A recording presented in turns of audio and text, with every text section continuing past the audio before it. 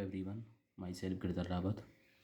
Dear students, today we will discuss electric field intensity on axial line of electric dipole.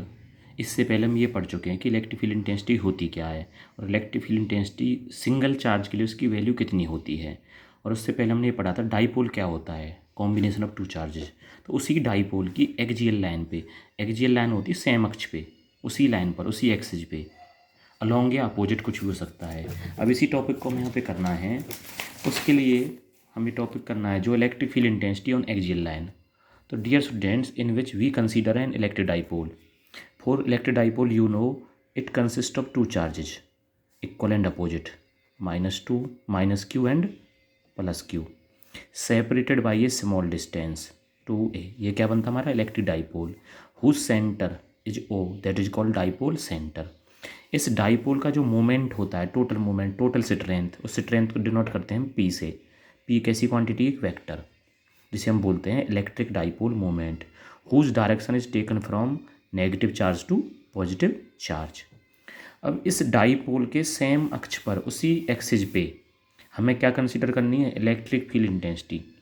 अब जब आप same अक्ष पे निकालोगे, अगर आप पॉइंट P को इधर लेते हैं तो डाइपोल मोमेंट के क्या होगा, अलॉन्ग होगा।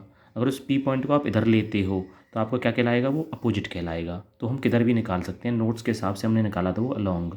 तो हमने माना कोई पॉइंट P है जिस पे क्या चार्ज है, यूनिट पॉजिटिव। आपको पहले बता चुके यूनिट पॉजिटिव क्यों लिया है, ताकि ये टेस्ट चार्ज इन सोर्स चार्ज की स्ट्रेंथ को अफेक्ट ना कर पाए, इसलिए से यूनिट ही लेके चलते हैं, +1 कूलाम जो P पॉइंट पर प्लेस है। और इस चार्ज की, टेस्ट चार्ज की जो P पॉइंट पर प्लेस है, उसकी सेंटर से दूरी क्या है, वो सेंटर से दूरी है इसकी R। अब इस पॉइंट पर हमें इंटेंसिटी निकालनी, नेट इंटेंसिटी।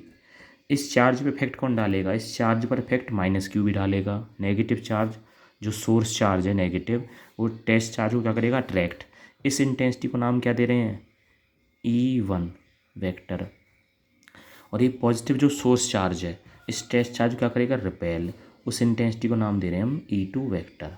अब इन दोनों इंटेंसिटीज़ की हेल्प से हम टोटल इंटेंसिटी निकाल पाएंगे इस पॉइंट पे। और ये टॉपिक कर रहे हैं हम एक्सियल लाइन पे, सेम अक्ष पर, सेम एक्सिस पे। लेकिन ये पॉइंट कहाँ लिया हमने, along dipole moment. Dipole moment के अलॉन्ग है।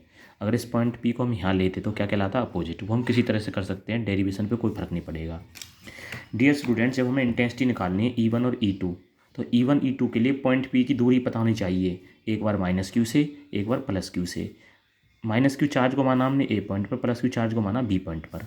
तो P से A की दूरी कितनी है, P से A की दूरी, P पॉइंट की A से दूरी, तो ये दूरी क्या है, ये तो हमारी R है। तो इस पोर्शन में ये और ऐड हो गया, ये टोटल 2a है। तो 2a के दो पार्ट हैं, A + A, तो वैल्यू क्या बन गई, R, और ये हिस्सा A, R + A, जो P से A की दूरी बनी। सिमिलरली PB की वैल्यू क्या बनेगी, P से B की दूरी। ये टोटल डिस्टेंस R है, हमें ये वैल्यू चाहिए, तो इसे हमें सब्ट्रैक्ट करना पड़ेगा इस हिस्से को। ये कितना होगा, A, तो ये बनेगा R - A। अब हमें इंटेंसिटीज निकालनी, E1 electric field intensity at point P due to -q charge. तो E1 की वैल्यू क्या होगी, हम फार्मूला पढ़ चुके हैं। E का जो फार्मूला होता है वो होता है 1/4πε0 सिंगल चार्ज के लिए, इनटू चार्ज जो हमारा है सोर्स चार्ज, उसका मोड आता है, साइन नहीं लेते यहाँ पे क्योंकि इंटेंसिटी निकली थी फोर्स से, और फोर्स में क्या लेते हैं, चार्ज का मैग्नीट्यूड। तो नेगेटिव चार्ज भी क्या लिया जाएगा, पॉजिटिव। Q अपॉन डिस्टेंस का स्क्वायर, डिस्टेंस क्या, P पॉइंट की A से, PA का स्क्वायर, और PA की वैल्यू क्या है, R + A का होल स्क्वायर।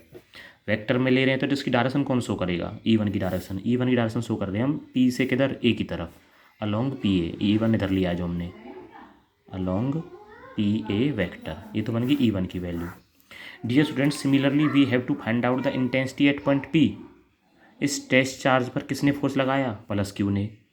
फोर्स लगने से क्या निकली, इंटेंसिटी। उस इंटेंसिटी का नाम क्या हमारा, E2 वेक्टर। फार्मूला क्या हमारा, 1/4πε0 इंटू चार्ज क्या हमारा, सोर्स चार्ज वही Q है, अपॉन में डिस्टेंस का स्क्वायर। अब डिस्टेंस क्या है, P से B की वैल्यू, PB का होल स्क्वायर, P की दूरी B से, और जो डिस्टेंस क्या, R - A, तो R - A का होल स्क्वायर अलॉन्ग। अब इसकी डायरेक्शन देखनी है हम, E2 की डायरेक्शन जो हमने अपने डायग्राम के हिसाब से ली है, इस E2 की डायरेक्शन जो हमने ली है वो P की तरफ ली है, मतलब B से P की तरफ, अलॉन्ग BP वेक्टर। अब ये दोनों इंटेंसिटीज आ गई हमारी डिफरेंट डिफरेंट हैं क्योंकि दोनों में डिस्टेंसेज अलग अलग हैं। यहाँ पे डिस्टेंस r प्लस ए और यहाँ पे डिस्टेंस r माइनस ए है। तो नेट इंटेंसिटी जो निकलेगी पी पॉइंट पर वो कैसे निकलेगी? आपने 11th पढ़ चुके हैं, जब एक पॉइंट पर दो वेक्टर एक्ट करते हैं अगर वो इक्वल एंड अपोजिट हो तो कैंसिल आउट करेंगे, लेकिन यहाँ पे डिस्टेंस अलग अलग हैं तो ये कैंसिल आउट नहीं करेंगे, तो इनकी वैल्यूज अलग अलग हैं। r प्लस ए ये डिस्टेंस ज़्यादा है और r माइनस ए यहाँ पे सब्ट्रैक्ट हो रही तो डिस्टेंस कम है। तो यहाँ डिस्टेंस कम तो इंटेंसिटी क्या होगी? ज़्यादा, क्योंकि पिछले टॉपिक में पढ़ चुके हैं ई वेरी करती है 1/r² पे। जब डिस्टेंस ज़्यादा होगी तो इंटेंसिटी कम होगी। यहाँ डिस्टेंस कम है तो इंटेंसिटी ज़्यादा होगी, E2 ज़्यादा है इस पॉइंट पर। तो हमें नेट इंटेंसिटी निकालेंगे जो वो क्या निकलेगी? नेट इंटेंसिटी जो आएगी E equals to larger value में से क्या सब्ट्रैक्ट होगा? E2 minus E1। अगर इनमें से सब्ट्रैक्ट करते हैं दोनों वैल्यूज में कॉमन क्या निकला? E2 की वैल्यू में Q/4πε0 और वहाँ भी Q/4πε0, Q/4πε0 कॉमन आउट। यहाँ से क्या बचा बच्चों? 1/r माइनस ए का whole square minus 1/r plus a का होल स्क्वायर। जब आप इसे सॉल्व आउट करोगे LCM लेने के बाद तो क्या बचेगा हमारे पास? Q/4πε0।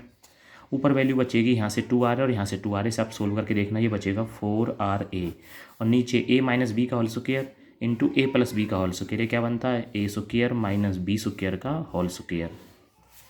प्यारे बच्चों यहाँ पे जो 4ra है ऐसे आप कैसे लिख सकते हैं? 4ra को आप दो टर्म में लिख सकते हो, 2a इंटू 2r। तो हमारी टर्म क्या बनेगी? E equals to Q into 2a into में 2r upon 4πε0 r² minus a² का होल स्क्वायर। Q इंटू 2 आपको पता क्या बनता है? Dipole moment generated by P vector into 2r upon 4πε0 r² minus a² का होल स्क्वायर। ये हमारी नेट इंटेंसिटी निकल के आई है। डायरेक्शन क्या होगी इसकी? लार्जर वैल्यू वाली डायरेक्शन, मतलब E2 वाली डायरेक्शन। और E2 की डायरेक्शन क्या थी? आउटवर्ड, मतलब B से P की तरफ। तो इसकी डायरेक्शन बनेगी BP वेक्टर के अलोंग।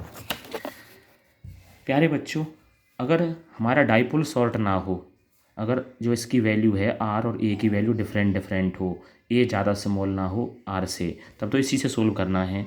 अगर डाइपोल हमारा शॉर्ट दे रखा है, शॉर्ट का मतलब है for short dipole. Short dipole case में जो हमारी A की वैल्यू होती है, जो डिस्टेंस थी वो मच सिमोलर होती है R से, जो हमने पॉइंट P रखा है। उस केस में हम A की वैल्यू को नेगलेक्ट कर देते हैं जो सब्ट्रैक्शन या एडिशन में होगी। इसे नेगलेक्ट करने पर क्या मिलेगा? हमें मिलेगा E इक्वल्स टू, ऊपर तो वैल्यू थी P vector into 2r upon 4πε0। अगर हम यहाँ से A को नेगलेक्ट करते हैं स्मॉलर वैल्यू होने से तो क्या बचेगा? r² का होल स्क्वायर। ये वैल्यू रह जाएगी r⁴। एक r से एक r कैंसिल, तो ऊपर क्या बचा? 2p वेक्टर अपॉन 4πε0 r³, जिसकी डायरेक्शन क्या होगी? Along BP vector.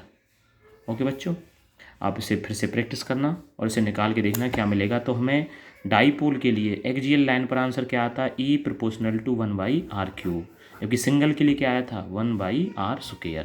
तो इंटेंसिटी डाइपोल की वजह से क्या होती है? बहुत तेज़ी से घटती है। ओके।